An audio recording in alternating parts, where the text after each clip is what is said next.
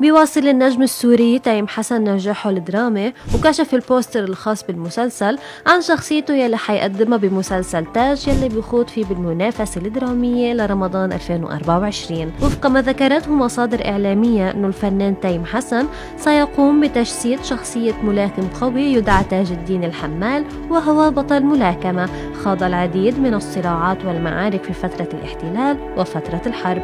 بيتعرض للعديد من الأحداث الصعبة بحياته العائلية مما يقلب حياته رأسا على عقب، ولكنه بيتمسك دائما بمبادئه الوطنية، وهو ما يجعله يتعرض لخسارة من حوله بسبب إصراره على عدم التخلي عن قيمه وأخلاقه يلي نشأ عليها. وشارك تيم جمهور صورا لشخصيته رافعا سقف التوقعات للمسلسل، وكذلك أشعل حماس الجمهور، حيث ظهر بأطلالة مختلفة عن أعماله السابقة مفتول العضلات داخل حلبة للملاكمة، وهو ما كشف عن تجسيده لشخصية بطل ملاكمة لأول مرة. أما الفنان بسام كوسة يلي بيعود للعمل مجددا مع تيم حسن بعد 14 عام من آخر تعاون فني جمعهم، فسيقوم بتجسيد شخصية تدعى رياض، والذي يمثل الطبقة الأرستقراطية في تلك المرحلة التاريخية، وهو يعمل بالتجارة في دمشق، ولكنه بيخون بلده بتعاون مع الاحتلال الفرنسي، مما يجعله بصراع مستمر مع تيم حسن. تتضمن الأحداث قصة حب رومانسية ولكنها شبه مستحيلة، إذ استجمع بطل الأحداث تاج مع نورة ابنة رياض بيك الخائن، وتجسدها فايا يونان ضمن أحداث المسلسل.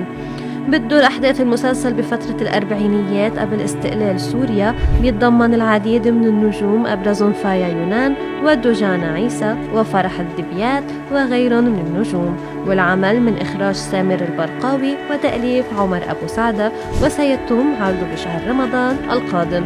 بينما ما زال فريق عمل مسلسل تاج بيواصل تصوير مشاهده بالعاصمة السورية دمشق، وكان تيم حسن قد أكد بتصريحاته الخاصة أن المسلسل سيستمر تصويره لبداية شهر رمضان المبارك.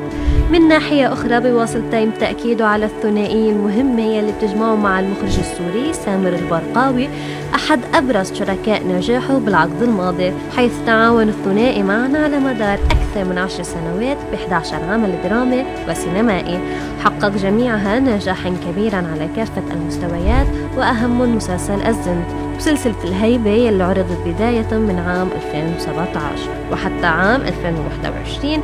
لذلك يعتبر تعاون تيم حسن وسامر البرقاوي في مسلسل تاج خطوة جديدة بتسير على ثقة الثنائي ببعضهم، وأيضا انتظار الجمهور لعمل بيحمل حالة فنية ودرامية استثنائية.